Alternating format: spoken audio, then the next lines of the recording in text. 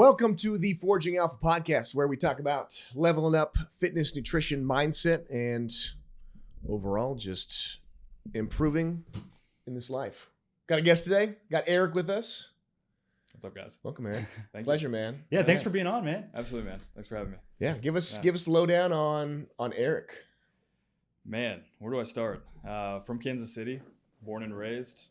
Family is from South America, so first generation. Oh, wow. We'll talk about that in a bit. My dad's from Peru. My mom's from Colombia. So they met in the States. Man, born and raised here. K-State for undergrad. KU Med for the physical therapy. Did the PT thing at a outpatient practice for a couple of years. Got a little, was searching for a little something different. Not going to lie, I was getting a little burnt out. With just the style of care, high volume, seeing a lot of patients per day. You don't get into it for that reason, right? You want to help people out. So after a couple of years, I started my own practice, TrueFix Physical Therapy, 2021. So now we're coming up on, almost 4 years. It's pretty wild. That's awesome, dude. Yeah. Family, wife, 2 kids, almost 3-year-old girl, 7-month-old boy. It's fun. Yeah, I got a lot going on. Yeah. Definitely a lot going on. Yeah. What was the transition point where you knew it was time to step into your own role as a business owner and take that leap of faith? Yeah, I think I was telling Rick earlier, I was never like the guy that was gonna start my own business, right? Mm-hmm. I didn't go to PT school saying, oh yeah, I'm gonna have my own practice. I just want to be a PT. I was excited about that. 2 years in though, you start to, kind of have some ideas. It was kind of funny. I was given a business book for Christmas. I think it was the Cash Flow Quadrant. Yep. By Robert Kiyosaki. Mm-hmm. And that just kind of planted the seed of what am I trying to do long term? Yeah. That paired with the burnout I was already experiencing, it's like, hey, let's start thinking about this. So I'd say a good 6 months of thinking about it, and then I just burned the ships. What did burning the ships look like for you? Just straight up signing a lease, starting the LLC, quitting the job, and getting going. That's about as burning the ships as it gets. Yeah. Because especially like in that industry, it's not like you can, sometimes you can have the business running as the side. And then as it starts to pick up steam, then you can jump out. But you're in a situation where you had to literally burn the ships and cut that off completely before you even started. I was fortunate. So when I started thinking about the idea of it, I was hearing listening to podcasts, of other physical therapists that had done something similar. So specifically TrueFix is primarily cash pay out of network practice. So out of network with insurances. So I was exposed to a lot of the first people that kind of did that. And that idea of burning the ships or doing a side hustle and then kind of transitioning was kind of introduced to me in those podcasts. So I had some time to think about like, which route am I going to go? And I was hearing stories, listening to guests on both ends, right? I did the one way, I did the other. Both seemed to be successful, but I was like, I think for me, I just got to go all in. So that's just how I'm going to be successful. So, yeah. What have you found being in the cash space versus going the insurance-based route? Like, what's that dynamic like? Is it better because you're attracting better quality of clientele? Is it harder? Talk to us about that. Yeah, man. I mean, we can look at it from the standpoint of the clinician, right? The physical therapist doing the work. It's a ton better. You don't have to justify your treatment to insurance companies, right? A lot of times at these clinics that are taking insurance, the PT's having to document a lot of things, justifying a lot of things, right? I did this because of that. So-and-so's showing improvements in X, Y, and Z. So how can I continue to justify my care, right? It's just a whole bunch of bullshit. Are you a little bit tied down with the options you can have? Yep, absolutely. So you got to kind of just, to an extent, you can do really whatever you want. It's just up to, if you're going to have to, for some reason, get audited and go to court or whatever, you just got to have to justify that kind of stuff. But with the cash pay fee for service, it's really just you and the patient. So it's kind of just like free reign. You do whatever you want to do to the best of your abilities. And so from a clinician standpoint, it's very freeing. Mm-hmm. You have typically more time. So in these higher volume clinics, these people are coming in and they might get 10, 15, maybe 20 minutes with their PT before they're working with an assistant or a technician or something like that.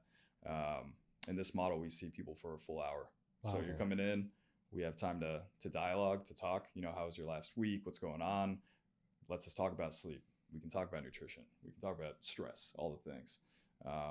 We can spend a lot of time giving good manual therapy, right? Dry needling, soft tissue mobilization, joint mobilization, whatever.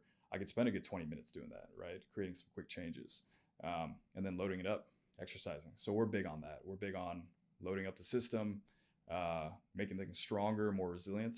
Typically, stronger tissues are less painful. So a full hour is great for that. So that's from the clinician side. From the patient side, you're getting better quality care, as I just kind of mentioned. But you've got more skin in the game, right? You're paying out of pocket. So you're giving this person your hard-earned money. You're expecting a certain service, and you're going to put in the work, right? So if I'm asking somebody to do the work, you're coming to see me, stay consistent, do your thing, don't waste your money type of thing. So people get better outcomes because of that. They're just committed. Yep.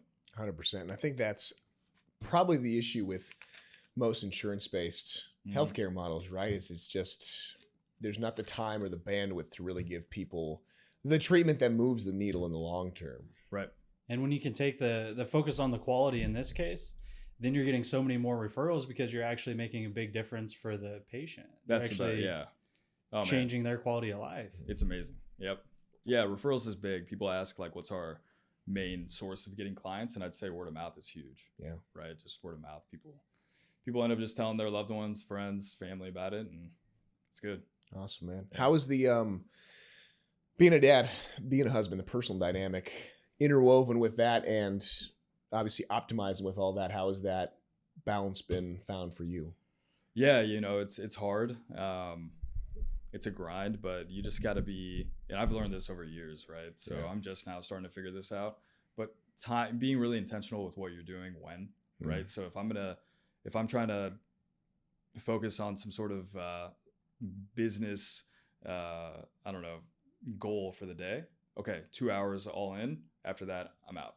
Put it off to the side, be with the kids, be with the family, cook dinner, have conversations, not being in it all the time. Yeah. Right. So just picking and choosing is big, but I wish I could say it came easily, but it just comes over time. Yeah, at least for me. I don't think it's an easy thing at the end of the day. It sounds easy, but as far as the actual application of that, it's tough. I think that's true for most business in general, right?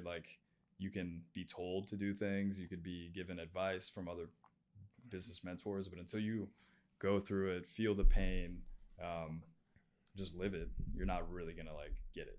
Yeah. Make those changes. Yep. So yeah. So with that intentionality though, with your time, is there anything that you use to help you be more intentional? Is it a matter of are you really strict with your calendar and just time blocking, or is it you're avoiding distractions, or what's that look like? Yeah. Over time, a few strategies. So early on as a PT, you've got your schedule, right? Monday through Friday, even Saturday opened up. You're ready to see anybody anytime, okay. Right?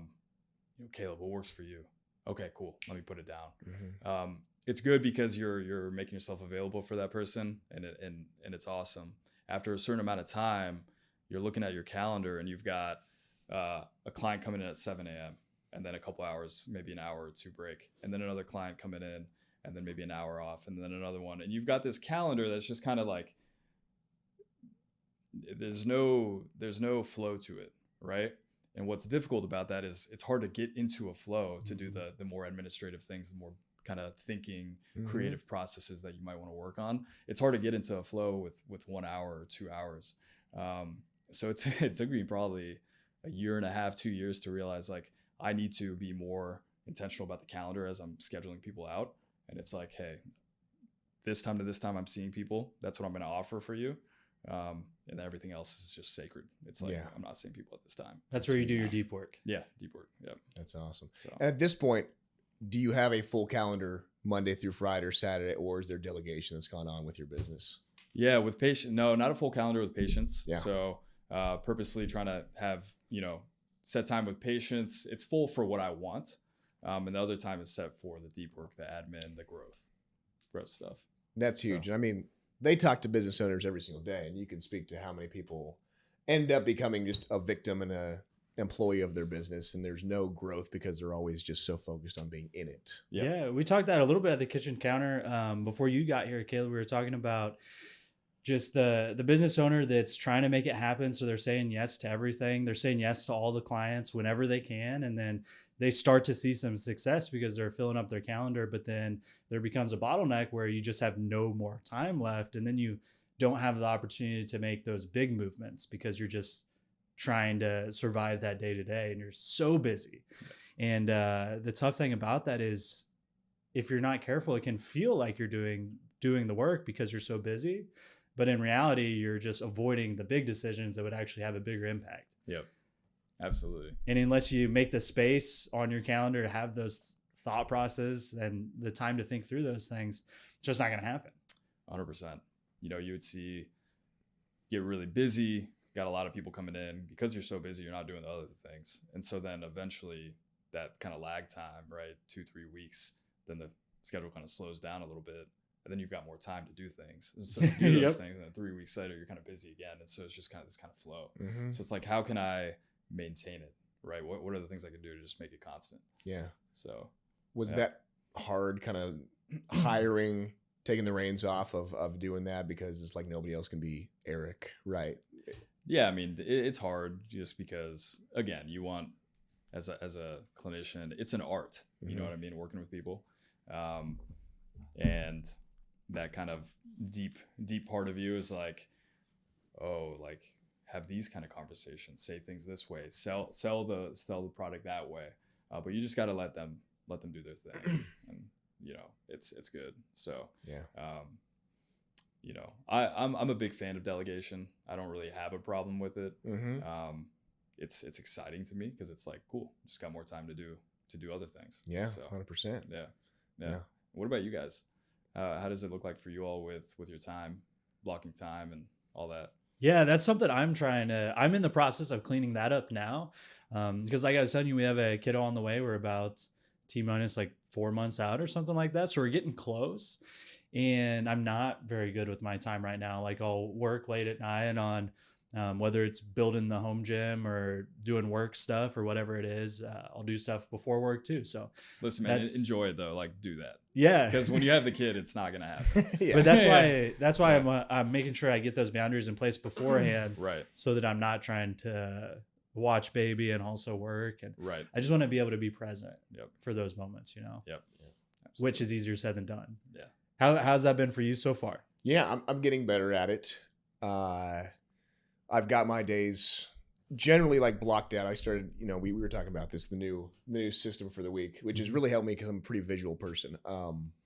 In terms of like, I've got my big rocks for the week between faith, family, finance, fitness, big whiteboard, and then I do sticky notes across for each of those. And then as I'm accomplishing them, it's going over into the done marker. Cool. So I've got like a visual representation for all of those things, daily planning out how many of those aspects I'm usually going to do. And I usually try to knock out, you know, a certain number of personal and professional things day to day. And then I got another like calendar whiteboard where it's like fulfillment days, marketing days, fulfillment, outreach. And so I'm getting a lot better about isolating my time within days, the week layout, and then obviously like quarterly, monthly goals. And then in terms of delegation, it's just been me up to this point. Last week, brought on an assistant coach, brought on a VA. Nice. So I'm getting about 50 hours back of my time. It's a lot of hours. Yeah. So leaning more into like the things that only I can do. So a lot of like the upfront client stuff with the calls that are important and the fulfillment side of things, but then having a lot of the outreach being done for me, like lead in flow. And then I'm the one like just doing the closing of things and, you know, moving some clients into like the immediate day-to-day interactions, checkups, having that outsourced so I can really focus on moving the needle and fulfilling the things that I'm really good at right now. Nice. So yeah, that's where I'm at with that time management stuff. Use the word rock. Now, is that traction? Is that something you got from the book Traction? No. Okay. No. Right. No, but so I've heard of that book. Traction? I haven't read it. Cool. I actually haven't read it yet either. It's a good one. Yeah. It's cool for kind of establishing your systems and processes around just your business, especially if you have partners. It helps. But anyways, rock is a term they use. Tell us about that. That's where our leadership team came from. Dan Yeah. was on the beach in Cabo. They were getting ready for their wedding. They were doing some resort shopping essentially, and he was reading Traction again for the second time, which it's really cool when you have those books that a lot of people recommend and you might read it and you don't feel like you get a lot from it, but it's because of where you're at in your life, where you could read it again, in his case, 4 or 5 years down the road. And he was reading through the part about having a leadership group, and he sent out the text right then with everybody that was going to be in that group. And that's made a huge difference in our business, but it's a pretty influential book. It is. What were your key takeaways from it?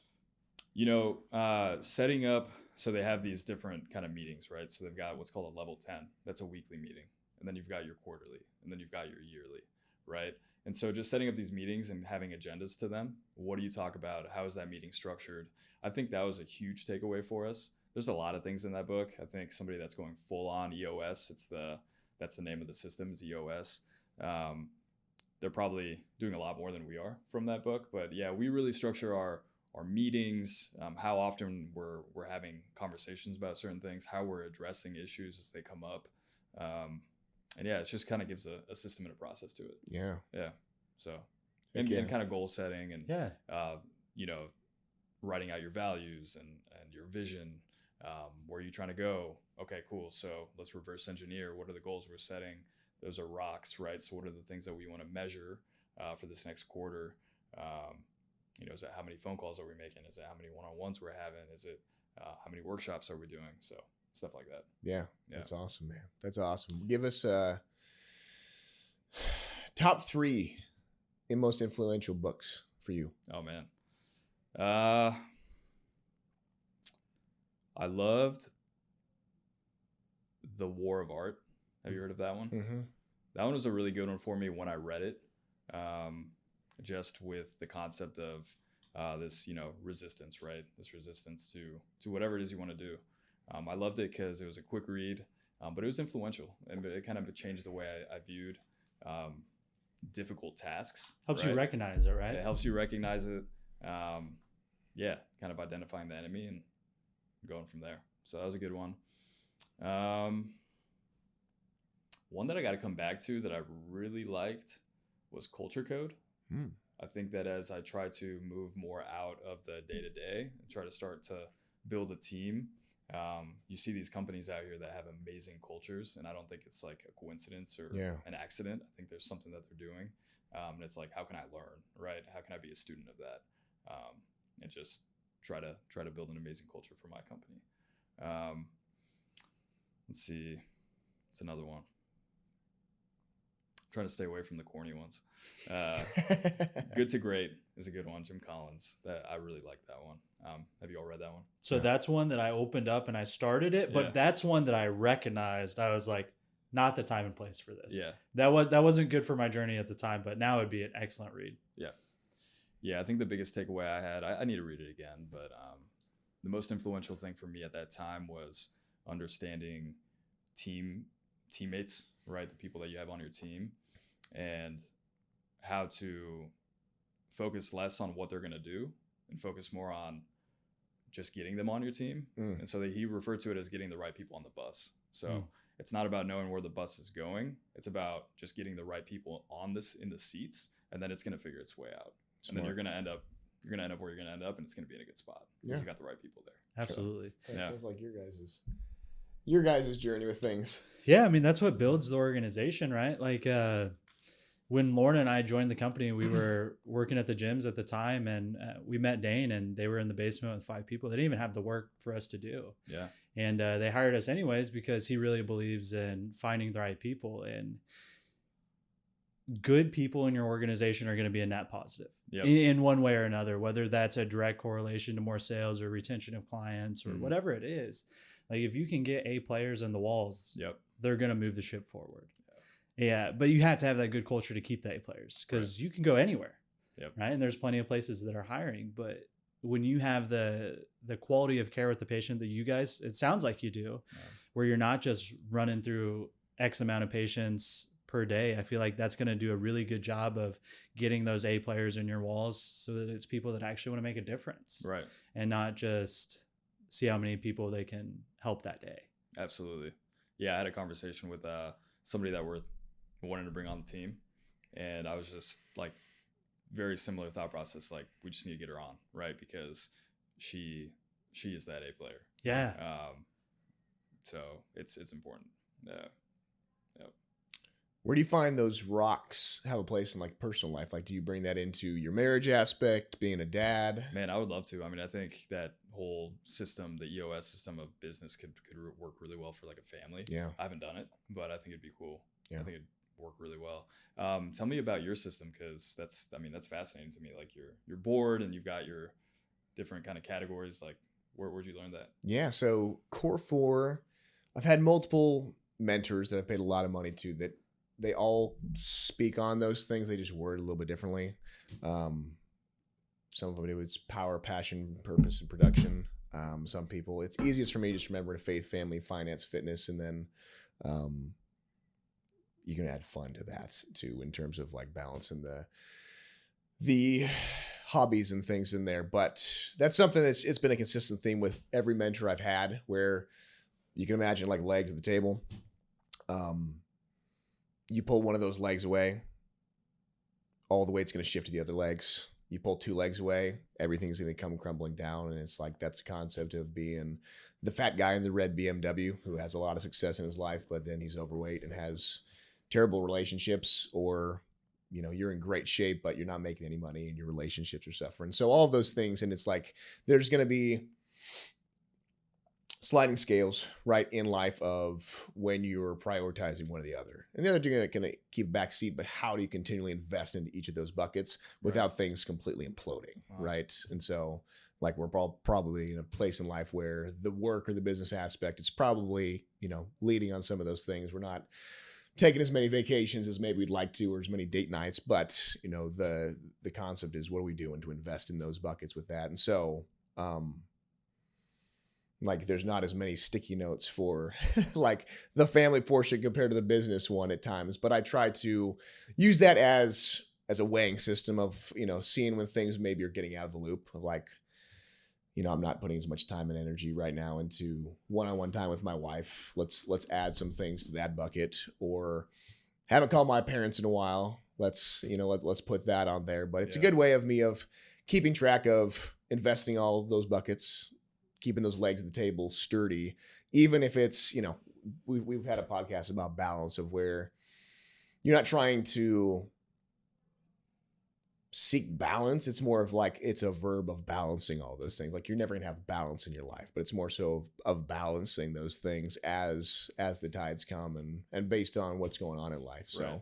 Yeah, any specific questions on? Is that a weekly thing or? So usually every single Sunday, I am, revamping that. There are certain things like with fitness, with the relationship with my wife, that are sticky notes that stay there, right? There's certain things that I'm doing with, morning, evening prayer. Like, that's not a sticky note. I'm really taking off and doing done. I'm making sure it's a constant reminder there. But on the business side of things, that's where every single week I've got a whole new stack of things that's coming in. Like, there's weekly ones, like doing webinars, doing podcasts every single week that end up coming back, reoccurring every single week. But for the most part, it's, you know, as new things come on, new things I'm trying to invest in and stacking those up that I'm building onto that. So yeah, it tends to be a weekly thing.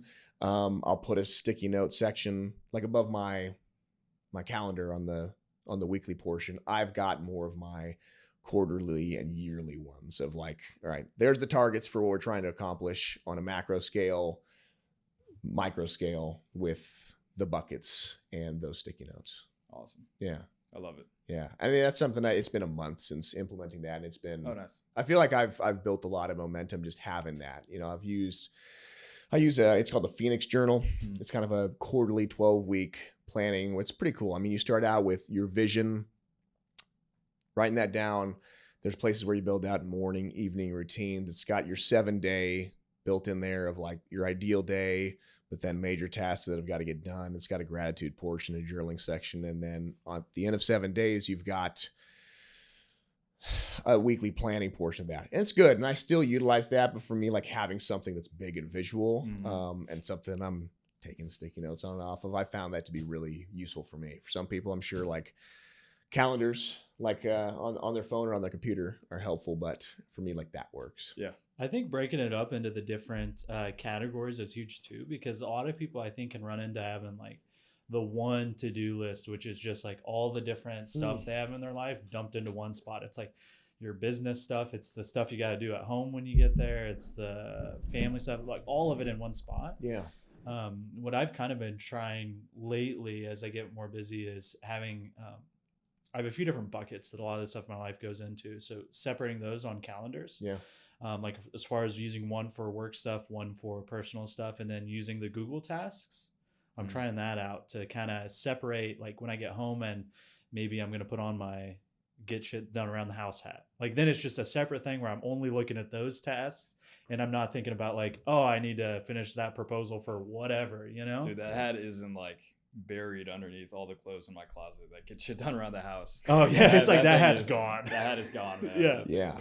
Brutally. Yeah. Yeah. That's something I'm trying to buy back a little bit with bringing on some coaches and stuff is like, yeah, because I've got a tab. I've got a house tab too. Like it doesn't fit into the F's, but I've got a house tab down there with like getting our movie room figured out, cutting down a tree. So especially with spring coming around, it's like got to start doing some of that stuff. Yeah, we're flying through the weeks, and then I'm like, oh, like the baby room probably needs to be ready like a month ahead of time. But then I'm working backwards. I'm like, well, that means we got to be done painting by this time so that we can do this by this time. And it's like you gotta plan ahead and organize. Yeah.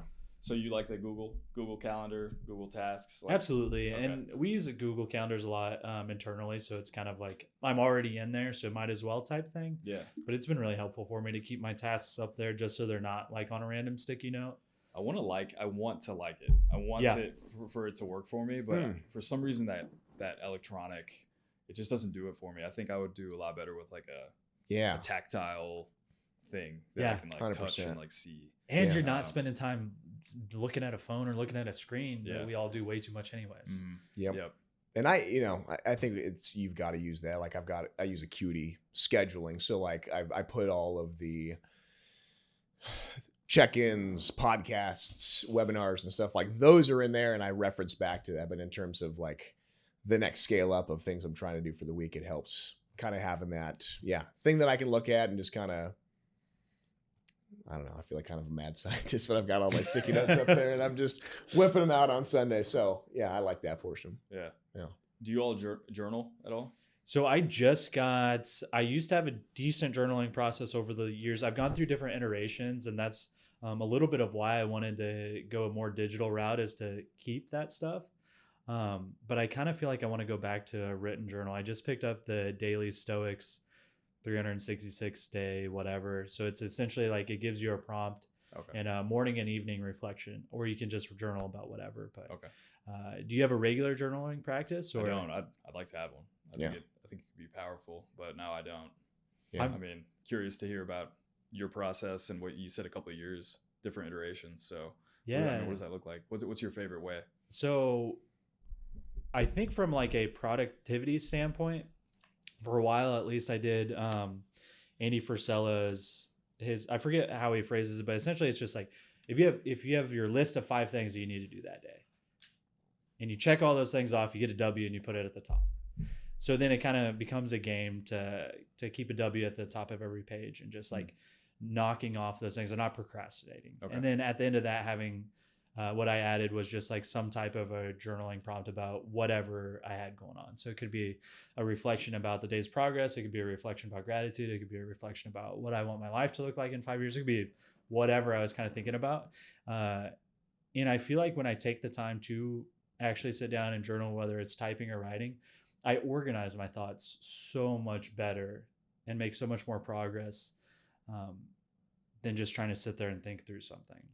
Now, are those 5 things that you have on the list, is that in the morning you've established those, or when preferably the night before? Night before, okay. Yeah, preferably the night before. And those could be just the 5 most important tasks. So it could be something as simple as making a phone call to whoever to set up an appointment, or it could be knocking out some type of project, but just having the 5 big things that actually make today count. Because I feel like people get so caught up with like the other 30 things on their to-do list that is a lot of busy work oftentimes. And you kind of get distracted from taking the big steps towards what actually matters to you. Right. Because like you can push something off weeks at a time. And then it's like, well, I wanted to go paint the nursery, but now it's 3 weeks later and we still haven't done it. When if we would have just like maybe taped it on Monday and then trimmed it on Tuesday, like if you would have broken it up into small steps, you could actually start making progress and momentum. I kind of like that because, you know, people, there was something else that I think it was a video or something that I was watching, and the guy was like, don't make lists in terms of like 5, 6, 10 things. Pick the one, right? Like, what do you want to do the one thing that day? And I kind of agreed with that because I'm like, well, I'd rather focus all on one than just have like a bunch of random things. But now kind of what you said makes a lot of sense to me, because if you know that you're ultimately going to want to check those things off, you're purposely going to make it something that's actually doable for the day. Mm-hmm. You're not going to set yourself up for failure, right? And so you're going to get that done, and then that's the taping, that's the trimming, that's this, that's that. It's going to build to the overall goal. Whereas sometimes these goals are so massive that if you're not breaking it down, weeks go by. Yeah, and then because you're like, well, I don't have my whole Saturday to go do that. I guess I'll do it another time. When it's like, well, you could do the first step. Like you don't have to do the whole thing. Yeah. And I think that's what kind of stops people just in life, regardless. Though it's like the same thing with starting a business. It's like, well, to just say, okay, I'm going to start a business. Like, well, that sounds like kind of a lot. But if you break it down to maybe in your case, it was, do I want to have a partner? Do I want to be a solopreneur? Where do I want to be? Yeah. Like, where do you want the location to be? And if you can break it down like step by step to just start making some of the choices, then before you know it, you look back and you're like, oh, I'm doing it now, instead of still spending 15 minutes with a patient, not making a difference. Yep. Grinding it out, you know? Absolutely. Like the time's going to pass by either way. You're just either making progress or you're not. 100%. Yeah. We've had a lot of podcasts about the all or nothing mentality, and it's just human nature. And you probably see this a lot, even on the fitness side of things, right? If people aren't doing 7 days a week, balls to the walls, they're completely off the track, versus like getting that ingrained in somebody that like 1 or 2 days is, you stack that up over a year and you're going to be in a completely different spot. Or if you're coming to therapy and you can only do X, Y, and Z things, like you stack that up over time, that's significantly better than trying to just eat the elephant in one bite. 100%. I had a patient today actually that, helped her through a musculoskeletal pain, right? In her case, it was like a foot plantar fasciitis thing, getting in the way of her workout classes. And once we kind of finished up with that, got her better, she was doing all her things, we started having conversations about, hey, I'm in my early 40s, I'm starting to think about osteoporosis. Like, oh, cool. Did you know that strength training, right? Like, and I mean true strength training. I'm not talking about jumping around on a mat. I'm talking about loading up a barbell, doing some squats, doing some deadlifts. Now actually has really, really good evidence to show what that does for your bones. And so, helped her program a little, first of all, show her how to safely do those movement patterns, program something out for her. And then so we were kind of reestablishing, well, hey, where are you at? How's this feeling? And she kind of felt bad. She was like, I haven't been too consistent. I think we had 2 days on the calendar to do it. Some days only one, or some weeks only one day instead of the two, kind of feeling bad. And I'm like, hey, listen, that I would take 1 day a week for 5 years of some good loading, right? Of some good strength training, than, 6 days a week for 6 months. Yeah. So it's true, man. The consistency is just everything. Yeah. It's everything.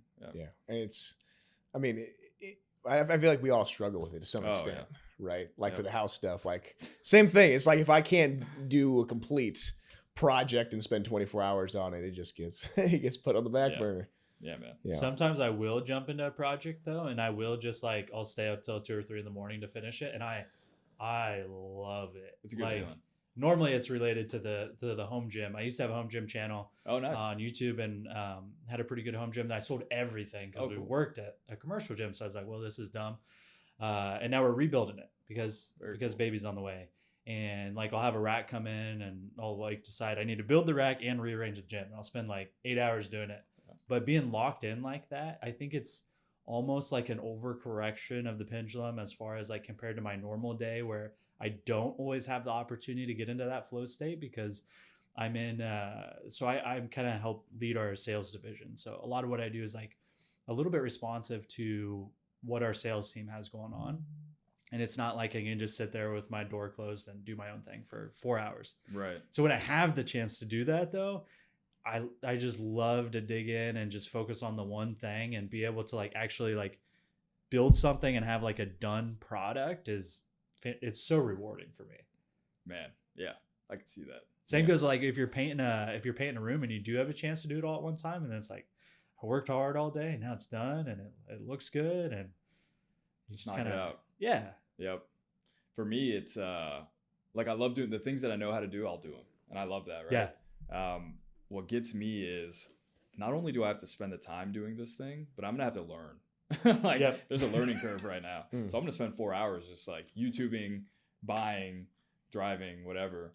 But to your point, I mean, if you've got a day to crush that stuff, it feels good. Yeah, it feels good. 100%. Yeah.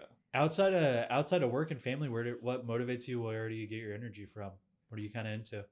I love interacting with people, man. To be honest with you, I would say, getting out into the community, meeting people. I mean, what we're doing right now, I love. Right, it's good. It just feels good.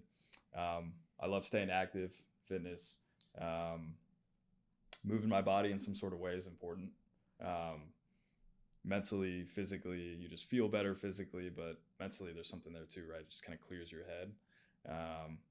So I'd say that's important. I like to cook. Cooking's cool. Okay. I'm not right now in this phase of our life. We're not spending too much time like getting too fancy with it. Yep. Yeah. So we're doing a lot of meal prepping, just cooking 4 pounds of ground beef for the week or whatever, that type of stuff. Yep.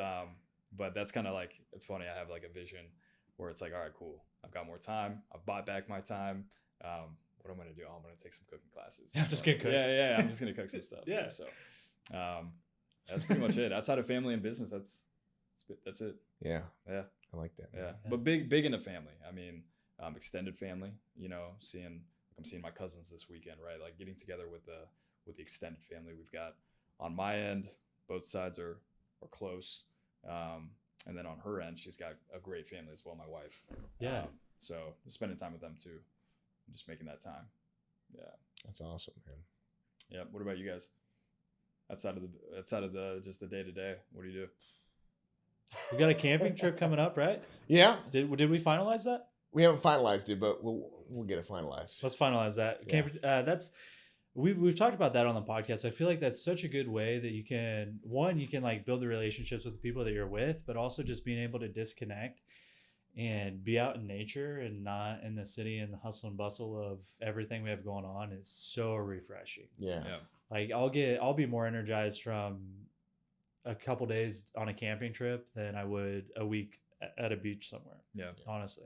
We've been going on camping trips since 21. Yeah, man. It's been a while now. Yeah. Some years it's a little more than others. Some years it's like last year we had a lot of stuff going on last year. Last year was a busy year. Yeah. Last year was a busy year, but we still went. We went November last year. Somewhere different every time, same place. What do you do?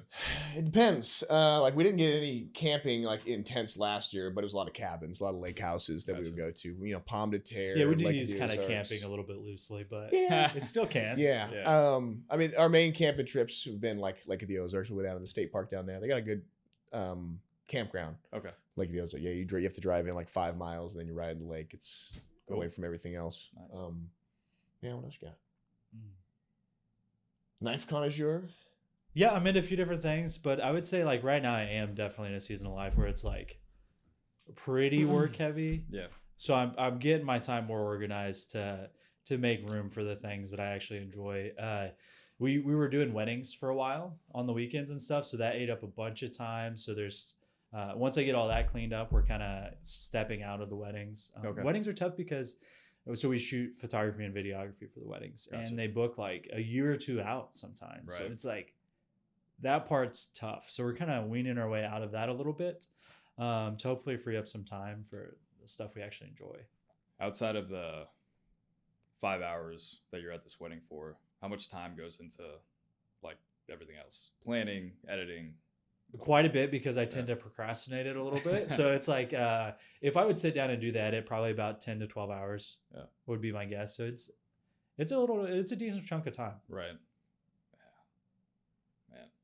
And you do that all yourself? Are you into, now you said sales, but do you have a hand into the more creative components of the business as well? Or? Yeah, so that's kind of how I ended up here to begin with. I was our main content creator for a long time. Oh, cool. And then we hired a team that's a lot more talented than I am. So thankfully, they've kind of taken over those roles, and I've moved into the sales role a little bit. Nice.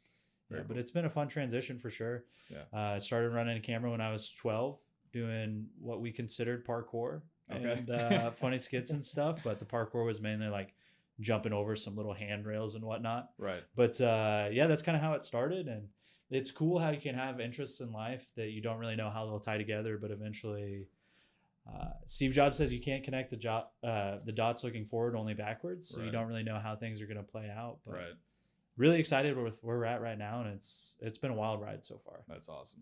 Yeah, But skill stacking. That's a cool 100%, concept that man. I'm like appreciating more, right? How can I just stack skills? Yeah, and then figure out how to use them later. absolutely. Yeah. So what does that kind of look like in your world though? Like, what's your vision for the future of TrueFix, and what's that look like? Yeah, for me personally, it started, be a good PT, right? Learn the skill of being a PT. That always has to be there. I don't want to lose that. So I'm always trying to maintain my education with that. I'd say this year, my biggest efforts are toward more of the marketing side of things. Yeah. I want to, have more of a media presence, appreciating the art of copywriting, right? How to be a good writer. So I'm doing some things for that. How to write a good hook. You know what I mean? Just the little things like that. So really appreciating the marketing side of things. It's fun. I'd say I get a lot of energy from that on the days when I can just be creative and think about those kind of things, write something, film something, whatever. I mean, I'm happy. That's huge, man. And when you really prioritize the quality of care like you do, it's almost like you have a responsibility to help more people, because you're in an industry where there's a lot of poor care. Right. And marketing's the tool that gets you in front of more people so you can help more people. Right. Social media is huge for that. Yeah. I mean, we go around, we'll get recognized at concerts and stuff from doing Taco Tuesday reviews. Like it's really cool when you have a consistent high level social media presence. Yep. The conversations that start from that, and just the awareness of what you do. Absolutely. And then when people think PT, they think of Eric. That's the goal, man. That's the goal. That's exciting. Taco Tuesdays. So when I was coming over, did a little research, and I was like, "Oh, that's the Taco Tuesday guy." Like, that's funny. So he's a taco guy. Spot on, man. So hell yeah. But yeah, it's so cool though. Like, not only do you have the opportunity to get in front of more patients that way, but then when other physical therapists are going through college or they're joining the workforce, they start to see that culture you were talking about. Right. And it helps you build the team that way too. So it's just, it's such a powerful tool for people. And this podcast too, it's such a cool way to be able to connect to people that we wouldn't otherwise be able to connect with. Right. Yeah. I mean, because right now, trying to focus and learn the art of the marketing side of things, I would say the past couple of years had to be on sales, right? Yeah. Like learning how to sell, and that word like makes people like kind of squirm a little bit, especially PTs, they hate that. Any healthcare people just hate that word. But when you are trying to help someone, you need to be a good salesperson. Absolutely. And I don't care if you're accepting their insurance. I don't care if they're not paying a dime for your service. You still have to sell them, because you have to get them committed into what you're telling them to do, right? I want you to do X, Y, and Z. I want you to stop having that drink at night. I want you to, you care about this, then let's go down this path. You got to be able to sell that. Yeah. They got to trust you. But then now we're talking out of network. We used to do more like high ticket package selling. So selling someone a pack of 10, selling someone a pack of 15 if it was necessary. We've moved away from that recently, which I'm really excited about. But multiple years, the past 3 years was selling that high ticket, like 10-pack, right, for $1,800. And so having those conversations, how can we do this effectively? And it's not just about the money. I mean, obviously we got to keep our doors open and all that kind of stuff. But I need to help this person. This person needs help, and they've been burned. They don't trust you right now. Like they don't know you too well yet. And so how can you be effective at buying in that trust and having them commit?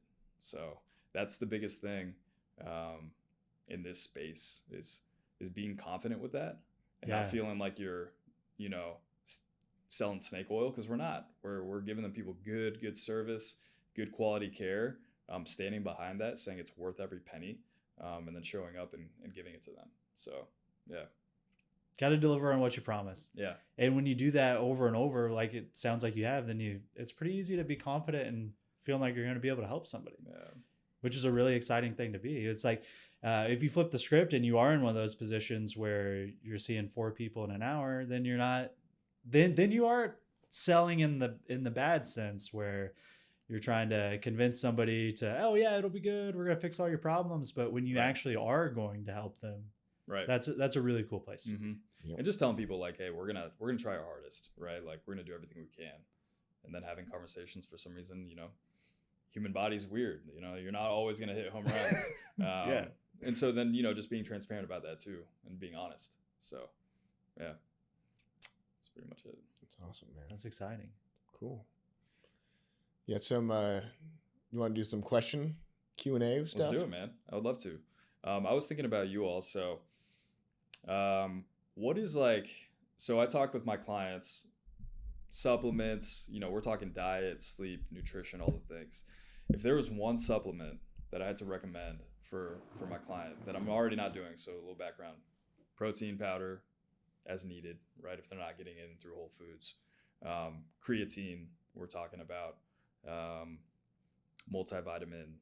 Besides that stuff, what is a supplement that everybody should consider taking? So we're taking that one off the table. What was the one you were going to go to first? It was either going to be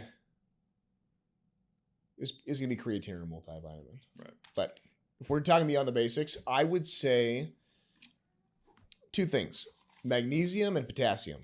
Okay. Potassium maybe not supplementary, but add that in from a food-based source, so typically coconut water. We got this phase where everybody knows what electrolytes are. Everybody's taking LMNT or Relight or liquid IVs and stuff. And, there's a big focus on sodium, which is important for like an athletic population that's sweating, or you're a heavy sweater and you're training super hard, CrossFitters, whatever that is. I find that most general population hit their sodium goals pretty well. What 99% of people aren't doing is hitting their potassium goals, which when we look at a lot of things people are struggling with, hypertension, insulin resistance, that's directly regulated from potassium. And usually we're trying to get to around a 1-to-1 ratio with sodium to potassium. And I'd say people are nowhere even close to that. So if we can get that a little bit closer, I think that we're going to see a lot better outcomes, even in terms of building muscle, blood glucose regulation, energy levels, because I feel like it's really hard. You got to be really intentional with potassium intake. And so from a supplement standpoint, what I find to be a really easy way of doing that is adding in something like heart salt or no sodium salt. Like you don't have to use it like to replace your sodium salt, but adding that in, whether that's making your own electrolyte drinks, adding some heart salt to like your coconut water, and trying to get more potassium in that way so that you're kind of matching up potassium with sodium. That's, I think, hugely overlooked. What's the word you're saying? Heart salt? Heart salt. Yeah, heart. It's just like a brand name, HEART. They just market it that way because there's no sodium salt, so better for your heart. Yeah. Oh, okay. So Heart salt. what is the salt? It's potassium based. Okay. So yeah. I guess I kind of skipped over that. So I was a little confused there. I was like, wait a second. So what is it? So instead of sodium, they swap it out with potassium. It's still got a salty It taste to it. still has a salty. Yeah. Okay. Yeah. And That's so cool. you can directly add that onto your food, or if you want to add that to liquids and kind of make your own electrolyte drink. Wow. You I've never heard of that. Yeah, you can do that. I mean, it's at most grocery stores, and it's a few bucks for potassium salts. You mentioned coconut water. Mm-hmm. What else? Coconut water. Potatoes actually have twice as much potassium as bananas do, which a lot of people overlook that fact. And for a lot of people, they're probably dieting at some point. They're trying to lose weight. So we're looking for high satiety foods that keep you fuller. There's actually foods on a ranking scale that keep you more full. Potatoes are in the top 3 of that. So boiled potatoes specifically, they're going to keep you full, relatively low calories, and super high in potassium. So potatoes, everybody thinks bananas. Bananas are a super easy option for still getting in some good potassium. Dairy is a great option. Okay. Coconut water. And then, beef. Beef has a lot of potassium in it too. So, Nice. So yeah, those are some good food-based sources. And then obviously you can use electrolyte supplements. Usually we're trying to get over the 4,000 milligram marker, for example. Coconut water is probably the easiest way to do that. Like if you're drinking one of those 33 ounce things of coconut water, that's going to have, I think, close to 3,000 milligrams in there. Okay.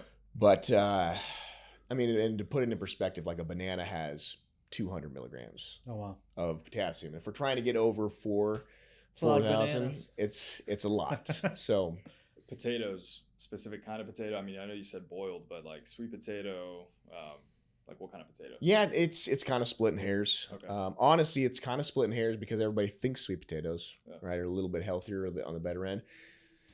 There's a little bit of a difference with some B vitamins and a slight difference in calories, but honestly, it's whatever you prefer. Nice. You're going to get a little bit of a difference there, but honestly, and everybody, people think, oh, like potatoes, right? Everybody thinks sweet potatoes are healthy. Regular potatoes are probably just as good. Oh, for sure. My dad comes from the land of potatoes. Yeah. Peru. That's awesome. So we were like, I didn't know that. My guess was Idaho. You had already said that, and then you said potatoes. My head went Idaho. No, man. There's the stat. I want to say 3,000 or 5,000 different varieties of potatoes. Really? In Peru. Yeah. Wow. It's wild. That's incredible. Yeah, look it up. Holy Yeah, it's cool. smokes. Now I'm curious. And then the other one was magnesium. Okay. 80+% of people are deficient in that.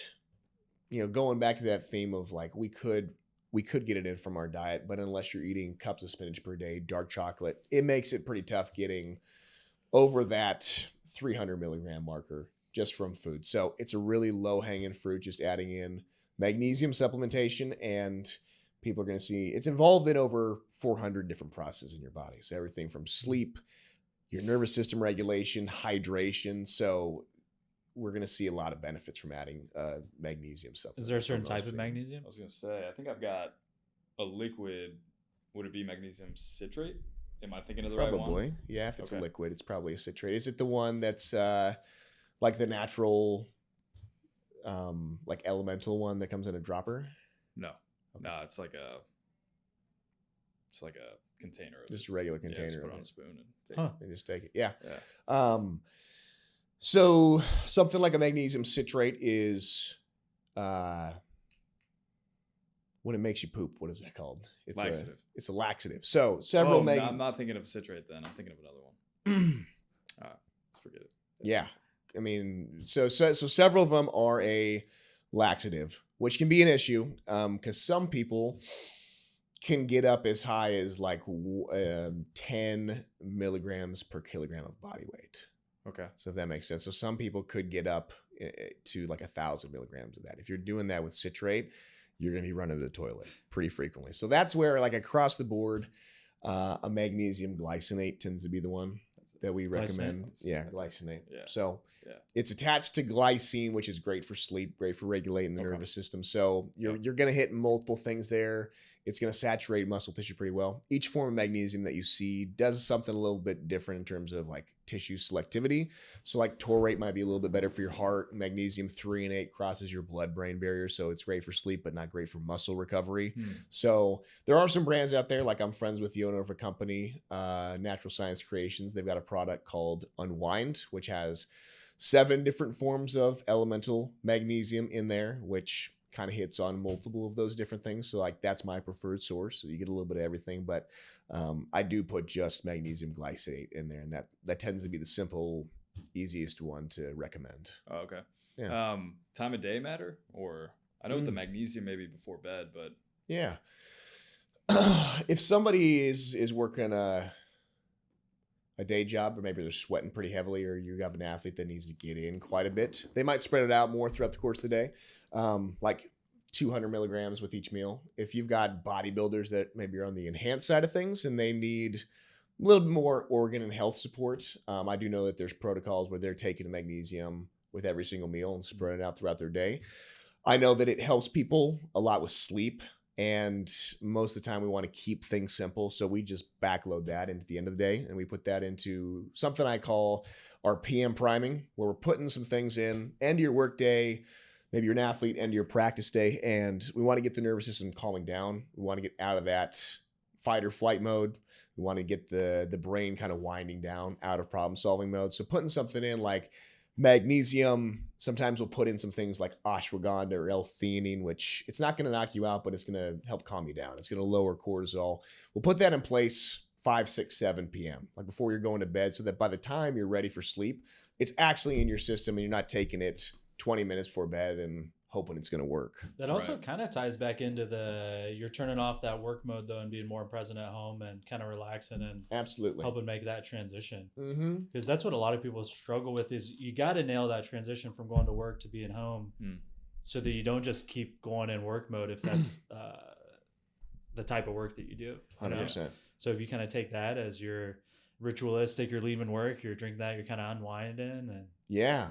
Like I've got a 7 p.m. webinar tonight, and the nights that I don't do that, I wait till after those late night webinars to do it. Like I just lay in bed awake because I just spent an hour like staring at blue light, staring at my screen, being on. And so it takes me a while to do it. If I take those things before the webinar, like I'll probably take some L-theanine in a pretty high dosage and I'll take magnesium. I'm going to be in a better state for bed once I'm done there, because I go to bed pretty early. Yeah. So what time? Right. Currently, it's been between 8 to 9 p.m. Yeah. Same. Yeah. It's amazing. Yeah. I'm all about it. Yeah. Getting up at 5 a.m. though, so got to do it. And I'm getting to that. The baby is getting up earlier. I was telling Ricky this last weekend of like his days of probably not going to bed super early are coming to a close. Yeah. They might be, man. They might be. For that first year when the baby's waking up all the time, you're probably going to want to. Yeah. Yeah. Or you're just going to operate on no sleep and you'll figure it out. I mean, you're going to be operating on lack of sleep anyway, but.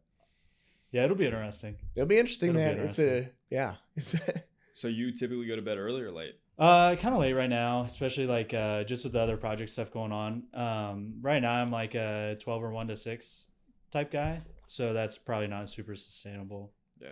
For a long time. Somebody's trying to airplay onto our TV in here. That kind of distracted me. So yeah, I definitely need some more sleep. But how do you feel with that though? Totally fine. That's I good. mean, you're lucky, man. I have thought about adjusting my.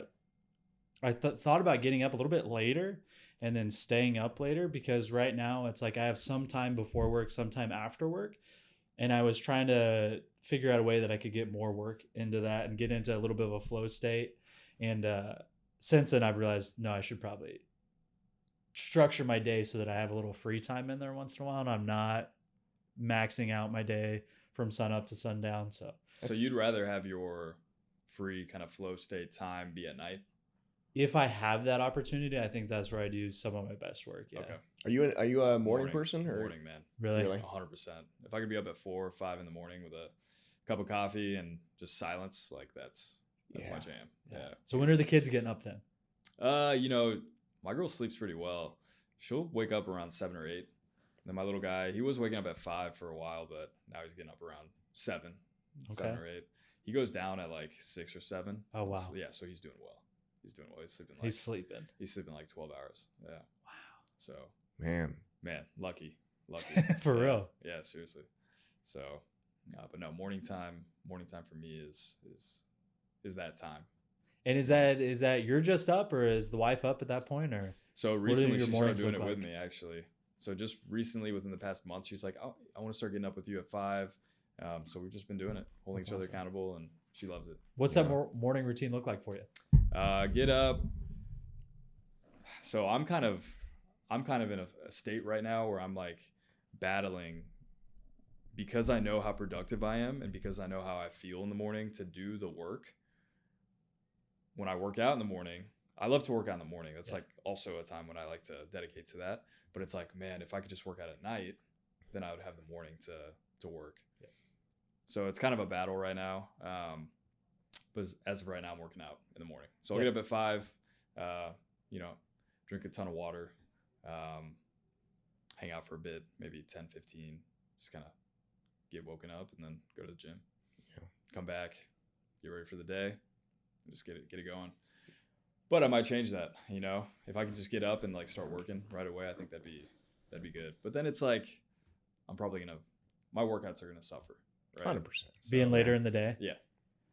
It's if I have like a perfect schedule, then working out at like 1 or 2 is my favorite time. Okay. But that doesn't work with my schedule right now. So then the other option would be in the evenings or in the mornings. And the evenings are just so many different things can come up that from a consistency standpoint, I struggle with that. So for me, the mornings are not always my best workouts, but by far the most consistent time that I could go. And I just like start my day like that. Yeah. What do you guys like to focus on training wise? Like hypertrophy, strength? What are you about? So I was in the strength world for a long time doing powerlifting and stuff. And I've kind of transitioned into more so just being able to move, feeling good, and hypertrophy. Nice.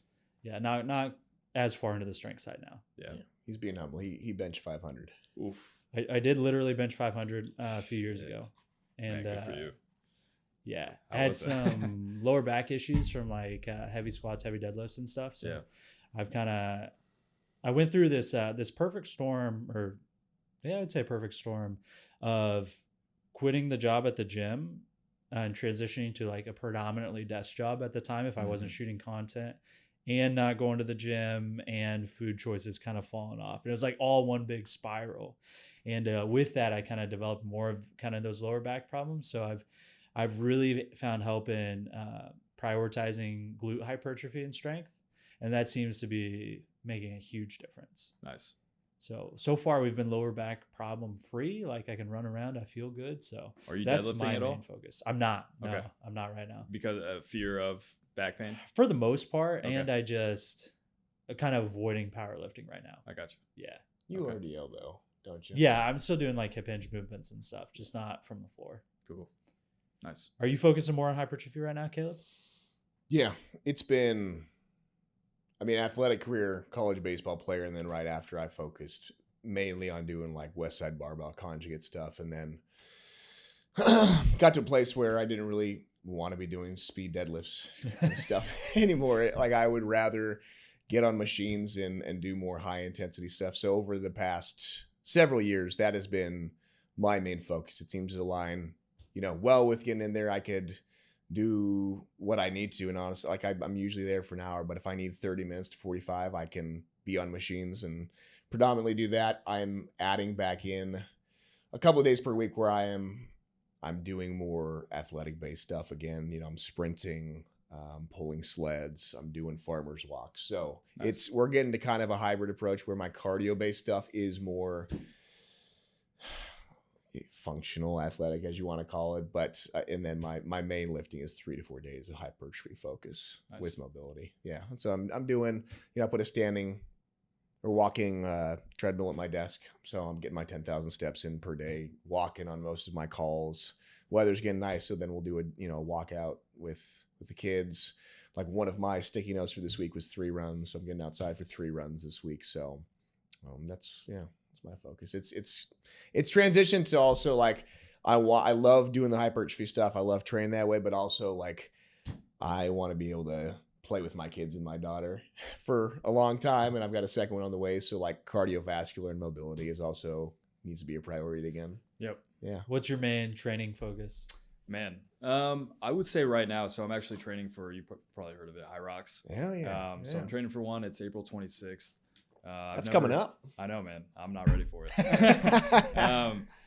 It's fun. I saw it. I got introduced to it by a friend, and I was just like, let's sign up for it. Like, I actually don't know what that is. Oh, cool. So it's a like a fitness race. Okay. There's like beef between them and CrossFit, which I don't consider myself either one, so I don't really care. But CrossFit guys kind of shit on it, and then the High Rocks guys shit on CrossFit. So I would say it's kind of like CrossFit-esque, except very low skill movements, which is cool. You're not having to do any snatches or anything like that for speed. And it's the same format for every race. So whether you're doing it in Switzerland or Florida or Las Vegas, it doesn't matter. It's the same race. So it's 8 stations. You've got 1K runs and then 8 different stations. And so station 1 is a ski erg. Station 2 is a sled push, 330 pounds. Station 2 sled pull, it's like 300 pounds. Station 4 burpee broad jumps for 80 meters. Dude, wow. That one's a killer. That sounds brutal. Station 5 row. The ski and the row are 1,000 meters. Station 6 is farmer's carry, 53 pounds in each hand for 200 meters. Station 7, lunges, walking lunges for 100 meters, 45 pounds on your back. And then the last one is 100 wall balls. So, and then you're running 1 kilometer in between each one. Oh, in between each one. Yeah. Oh, shit. So you start with the run, then station 1. Yeah. Run a kilometer, station 2, run a kilometer, all the way through. It's brutal, man. Does it, what is it? Is it 8-10 kilometers then? Yeah. Or what's in it up being? 8. Okay. Yeah. 8K, which is like 5 miles. Yeah. But yeah, I think people hear that and like, oh, I could do that right now. It's no problem. I run 5 miles right now. It's like, it's different. Yeah. You run the mile and you do the other thing, Right. It's you're trying to just manage your heart rate at that point. Yeah. Like you're just switching systems. Yeah. Because you're running that kilometer and then you're having to just push this sled for 50 meters, and it's heart rate gets jacked up, and if you can't control it, you're done. And then you're trying to calm it down by going on a run. right. So that sounds like a good time. Cool. That sounds intense. I'm looking forward to it. I got like 4 or 5 buddies that committed. Heck so yeah. Good deal. We're just Have you been serious on the training side, or as serious as you could be with a business and a couple kids? But yeah, like I did this morning, actually, my workout was just like a modified High Rocks. So I just did like 8 rounds, but I just decreased the run and I decreased the stations just to kind of ramp myself up. So I'm doing that like once a week, and then other days, some strength days, some more kind of conditioning days. But yeah, that's kind of what I'm focused on right now. I can't wait for it to be done. I want to get more into kettlebells. Yeah. I like kettlebells a lot. So, the main lifts, the swings, the snatches, Turkish get-ups, that kind of stuff, man, I love. So looking forward to get back into it. Yeah. Yep. Heck yeah. It's kind of funny. I actually had my assistant make me a lead list of 100 High Rocks athletes, because I feel like that would be a cool demographic to be working with, and it's kind of untapped. Give me some stuff. I'll yeah. But because I feel like it's kind of like it's getting way more popular. It's getting popular. And I mean, it's growing, and it's kind of in that range demographic of, it sounds like both, the people that we work with, because it's people that middle aged, they want something athletic, they're in good shape, they've got a health and wellness focus to that, but it's still competitive. Yeah, that's why I liked it. That's why ultimately I signed up for it, because I just wanted to experience it, and then almost leverage that, potentially kind of putting that into hey, you've got pain, you've got this, you've got goals, let's sign up for a High Rocks. Let's do that. It's accessible, right? It's not about the skill of the movements. That's not going to be the limiter. The limiter is just going to be your cardiovascular health. Yeah. Because you look at the CrossFit competitions and stuff where right. some of it's just how good of shape are you in, but then the other part is the handstand walk for 100 yards, and it's well, I've never been able to handstand walk 3 feet, let alone 100 yards. Right. Yeah. Yep. So that's what attracts me to it. Yeah. So we'll try it out. Good deal, man. So cool to have something to train for, because it just gives you urgency and reason for each training session. This is the first time I've had something like that, besides a sport or whatever. Yep. But yeah, I haven't done a marathon or anything like that. So this is that for me. Yeah. And is the barrier to entry lower than a CrossFit Open or something? Can anybody enter into it? Yeah. You can sign up right now. Really? Yeah. You just buy a ticket and go. Oh wow, that's pretty cool. So yeah, they've got their pro their kind of pro status with the athletes that actually compete, but then you've got just normal people going out there doing it. So it's cool. Yeah. It sounds fun. Yeah, I would imagine. You want to do it? I would imagine that I'm vastly underestimating how difficult it is. That's the thing. Yeah. And the other thing too is like, how hard do you want to go? Right. Because it's like, yeah, you could do it, but is it going to take you 3 hours? Yeah. Right. Or do you want to get it done fast? So that's where it comes in. It's like, how quickly do you want to Do you have a Yeah. goal time? I want to get it under 90 minutes. I think That sounds fast. So they say the average is 90. I think it's skewed down because it's still relatively new. So most people that are doing it they're badasses. You It's know what I not mean? like They're- you're going to the Garmin Marathon and like right. the full selection of people. Exactly. Yeah. So, man, if I can get under 90 minutes, I'm happy. Cool. Yeah. Yeah. So we'll see. Yeah, man. Either one of you want to do it? Not this one. Yeah, I that- think April sounds 'cause- close. Let's sign up for a future one. Then. I'll do it. I was thinking about Okay. again. There's been things like I've been thinking about that element of Yeah. what I would want to do next, and like I've contemplated running. You heard of the tactical games? No. Seen those? Where it's essentially a lot of that stuff, but it's also involves like shooting, like Oh, tactical cool. shooting while you're doing sandbag carries and marches and like Nice. pulling ropes and stuff. Like I think that would be cool. But this one sounds like a lot lower barrier. Like that would be something I want to train a year or two for, yeah. like the tactical game stuff. You're not just going to sign up for it. And you got to get the equipment. You got to do all that. Isaac really wants to do that, my brother. But like high rocks, it sounds like, because I've also contemplated like a marathon. I'm like, do I really want to do a marathon? I want to compete, but that would probably be something I would opt for before I do like an Ironman or a marathon. Yep. Yeah.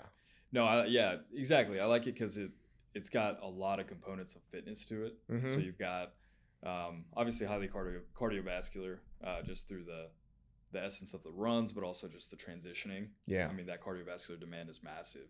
But then you've got, ski erg and rower. Okay, cool. Cardiovascular. Then you've got a sled push, right? That is just raw strength and power. You know what I mean? And then you're having to switch gears back to a burpee broad jump. You know what I mean? And so it's just, you're just checking all these boxes of fitness, which I would rather do than like train for a marathon. Yeah. Like I think 100%. marathons are cool. I love it. I work with a bunch of people that like marathons, Yeah. But there's like one thing to improve on in a marathon, and it's like Right. how you run. Yeah. Right. Whereas it's like it's cool that you still have like you could have a little bit better technique on a sled push or a little bit better technique on something Yeah. else. And you're training. I mean, obviously, like if you're doing smart marathon running, you have a strength training component to it. But Yep. there's a lot more running that's being involved that's, specific to that versus this. You've got a lot of variety in your training. Yep. Yeah. How often do they do them Oh man, they're around here? At it's least. kind of all over the map. Where are you it's, doing this one? Is this one in Kansas City? Atlanta. Oh, Atlanta. okay. Yeah. I will probably not be doing that one. Yeah, I haven't seen a Kansas City one. That'd be cool if they came. It's huge in Europe. Really? Huge in Europe, Really? especially like England, but it's massive in Europe, and then it's kind of making its way to the U.S. So U.S. they've got Vegas, Atlanta, Miami, Dallas. Have been the most recent ones. Yeah. It's a Yeah. little vacation too. Yeah, that's right. Yeah. Yeah. Cool. Yep. I like it. I'm looking forward to it. It'll be fun, and we'll do one in the future. Yeah, man. Yeah. Heck yeah. Well, cool, dude. Where can people find you at? So TrueFix PT is the handle for Instagram. That's primarily where we're at. We're a little quiet these days, focusing on some other things. But I think my biggest goal for 2024 is just to be more present on Yeah. there. So hopefully in the next couple of weeks, I can start kind of pumping out more content. I'd say that's probably the best channel is Instagram for now. So Perfect. go to our website, TrueFixPhysicalTherapy.com. Read about us. We try to be super transparent on there. So our pricing is on there. Our services, kind of who we are, who we help. It's all on there. And yeah, we're here to help you out. So motivated people, it doesn't matter how active you are. If you have aspirations to be more active and you're motivated to get better, you're our person, right? So back pain, foot pain, anything from the big toe up to the head, even vestibular concussion stuff we've got dialed in with my PT that works with us. So yeah, we're here to help people out. Awesome, man. And if you are a PT and you're looking to get some guidance or some help, you're also leaning into that aspect as well, correct? Potentially, yeah. It's keeping it a little down low right now, but yeah, we're trying to figure out ways how can we grow our business, grow our brand, support other people that want to have maybe some business ownership, and kind of go down that path. That's awesome. We'll see kind of where that goes. Cool, man. Yeah. All right. Awesome. Well, thanks for coming on, man. It was really cool to get to know you a little bit, and sounds like you got some exciting things in the works. Yeah, I appreciate you guys. Yeah, Thank absolutely. you. Yeah. Catch you next time, guys. Peace.